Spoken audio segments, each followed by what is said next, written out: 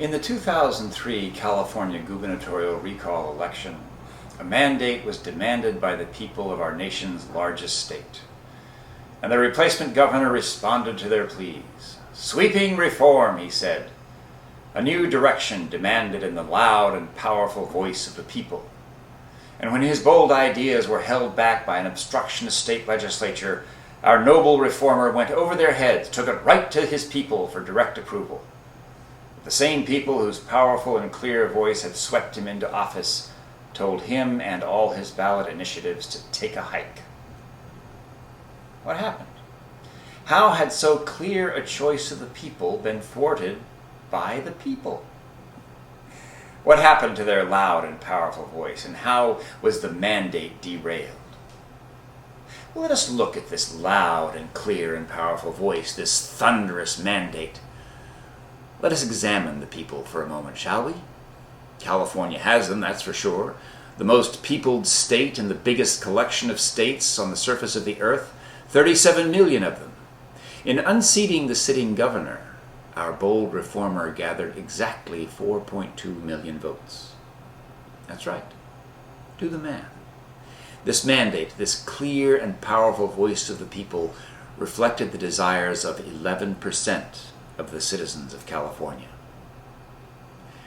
In the year 2000, a president-elect claimed a broad national mandate when he gathered 47.9% of the ballots cast. Not to mention that another candidate on the same ballot received 500,000 more votes. The 47% who voted for our new president was not 47% of the people, but 47% of 51% of voting-age Americans. Consider the entire American population, and the new president had received the support of a whopping 17.9%, less than 1 out of every 5 people. If only 17.9% of the people come out in support of your bold and sweeping ideas, that means that 82.1% don't think they're so bold and sweeping or worth doing at all. That's more than 4 out of 5 people in the country so unexcited, so unmoved by your vision that they wouldn't so much as check a box with your name beside it. I'd like to ask these men, or any elected official for that matter, in what universe, ruled by what logic structure, is sweeping change justified by a vote of no thanks from 82% of the people? Let me digress for a moment. Let's imagine your credit card has a certain set of fees and a certain percentage rate, as I'm sure it does.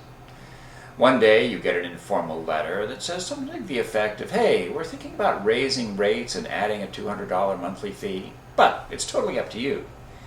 If you don't want the changes to take effect, all you have to do is get next Tuesday off work, go down to your local library, wait in line for a few hours, fill out a form, and oh yes, make sure you double check that the computer you feed it into records your response correctly. Oh, and by the way, I hope you've already registered to protest account changes because the deadline to register is way past." What would you do with that credit card? Republicans too, but Democrats especially, have bemoaned voter turnout for as long as I can remember. 49% in 1996, 55% in 1990, 50% in 1988. A mere 26.6% of voting-age Americans ushered in the Reagan Revolution. Politicians have sure taken us to task for our apathy, for tossing away the rights our forefathers and grandfathers fought so hard to earn and preserve. But if the ideas of the two national parties can't combine to get even a simple majority of Americans off the couch, then maybe those two parties should stop pointing fingers. Maybe there's nothing wrong with the people, but something wrong with the ballots they're given. Or maybe something different is happening here. Perhaps the people aren't not voting. Perhaps by staying home, they aren't expressing apathy or disgust. Perhaps by not voting, they're expressing a desire for an option that does not exist.